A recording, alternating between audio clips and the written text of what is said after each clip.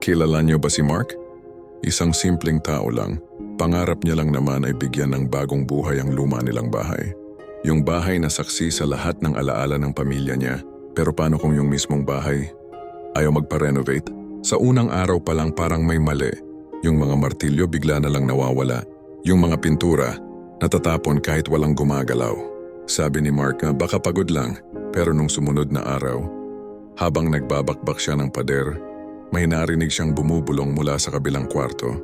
Boses ng lola niya na matagal nang pumanaw. Kinilabutan si Mark pero pinilit niyang wag pansinin.